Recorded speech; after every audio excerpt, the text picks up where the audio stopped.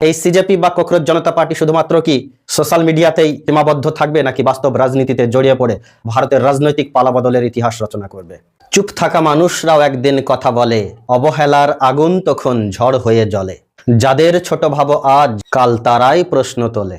CJP অর্থাৎ cockroach জনতা party বর্তমান ভারতের সোশ্যাল মিডিয়ার একটি ভাইরাল ট্রেন্ড। এই ট্রেন্ড মূলত জেনজি অর্থাৎ জেনারেশন জেড এবং তরুণদের মধ্যে বিশেষভাবে জনপ্রিয় হয়ে উঠেছে। বিষয়টা কি?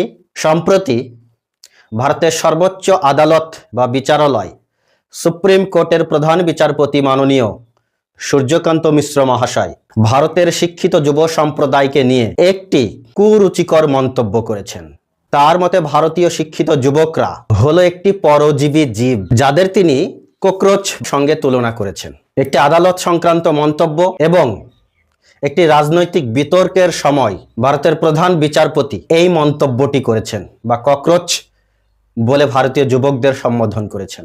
তার এই মন্তব্যকে ভারতীয় যুব সমাজ নিজেদের জাতীয় অপমান বলে মনে করছে। চিফ জাস্টিস বা প্রধান বিচারপতি বলেছেন, কিছু শিক্ষিত বেকার যুবক ককরোচের মতো যেখানে সেখানে যে কোনো সময় চলে আসে। তারা সোশ্যাল মিডিয়াতে নিজেদের রায় জানাতে থাকে, ফলে ভারতীয় জাতীয় রাজনীতিতে অনেক সময় বিতর্কের পরিবেশ তৈরি হয়। তার এই অপমানজনক মন্তব্যের জন্যই ভারতবর্ষের রাজনীতিতে শুরু হয়েছে নতুন এক ব্যঙ্গাত্মক রাজনৈতিক দলের উত্থান, যার নাম সিজেপি বা ককরোচ জনতা পার্টি। ভারতীয় শিক্ষিত যুব সমাজের মধ্যে বিভিন্ন বিষয় নিয়ে অসন্তোষ রয়েছে। যেমন বলা যেতে পারে বেকারত্ব ভারতবর্ষের একটি জাতীয় অভিশাপ, পাশাপাশি কর্মসংস্থানের অভাব, চাকরির নিয়োগের ক্ষেত্রে বিভিন্ন দুর্নীতি, প্রতিযোগিতামূলক পরীক্ষার আগেই প্রশ্নপত্র ফাঁস, রাজনৈতিক হতাশা, আরও অনেক কিছু। এই সমস্ত বিষয়গুলির মাঝে প্রধান বিচারপতির এরূপ মন্তব্য যুব সমাজের মাঝে যেন জাতীয় অসন্তোষ তৈরি করেছে। তাছাড়া বলা যেতে পারে প্রধান বিচারপতির এরূপ মন্তব্য সত্যিই গণতন্ত্রের জন্য অত্যন্ত বিপজ্জনক। প্রধান বিচারপতির এইরূপ অসন্তোষজনক মন্তব্যের পরিপ্রেক্ষিতেই আমেরিকার বোস্টন ইউনিভার্সিটিতে পাঠরত এক ভারতীয় যুবক ভারতের অন্যান্য যুবকদের হতাশা ও ক্ষোভ এর সামাল দিতে সোশ্যাল মিডিয়ায় একটি রাজনৈতিক প্ল্যাটফর্ম তৈরি করেছে। নাম দিয়েছে সিজেপি বা ককরোচ জনতা পার্টি, যার ফলোয়ার সোশ্যাল মিডিয়ায় 72 ঘন্টার মধ্যেই 7 মিলিয়ন ছাড়িয়ে গেছে। আর আমি যে মুহূর্তে কথা বলছি এই মুহূর্তে ওই ককরোচ জনতা পার্টির ফলোয়ার 10 মিলিয়নের উপরেও ছাড়িয়ে গেছে।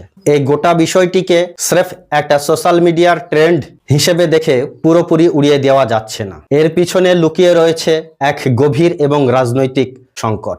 সোশ্যাল মিডিয়াতে ভাইরাল এই সিজেপি বা ককরোচ জনতা পার্টির ম্যানিফেস্টোতে বলা হয়েছে ভারতবর্ষের ভোট ম্যানিপুলেশনের বিরুদ্ধে কঠোর ব্যবস্থা গ্রহণ করতে হবে, নির্বাচন ব্যবস্থায় ট্রান্সপারেন্সির ব্যবস্থা করতে হবে, কোনো রাজনৈতিক নেতা যদি দল বদল করে তবে তাকে আগামী 20 বছরের জন্য রাজনীতি থেকে সাসপেন্ড করতে হবে। পাশাপাশি সুপ্রিম কোর্ট বা হাইকোর্টের কোনো বিচারপতি অবসর গ্রহণের পরে রাজ্যসভার সদস্য হিসেবে মনোনীত হতে পারবেন না। আর কি বলা হয়েছে? নারী শক্তির প্রতীক হিসেবে নারীদের জন্য রাজনৈতিক ক্ষেত্রে 50% আসন সংরক্ষণের কথা বলা হয়েছে। পাশাপাশি যেটা সবচেয়ে গুরুত্বপূর্ণ বিষয়, আরও বলা হয়েছে যে ইন্ডিপেন্ডেন্ট মিডিয়া বা নিউজ চ্যানেলের ব্যবস্থা করতে হবে, যেখানে প্রত্যেকটি নিউজ চ্যানেল স্বাধীন ও স্বতন্ত্রভাবে তাদের খবর পরিবেশন করতে পারবে, যেখানে কোনো রকম রাজনৈতিক প্রভাব বা প্রতিপত্তি থাকবে না।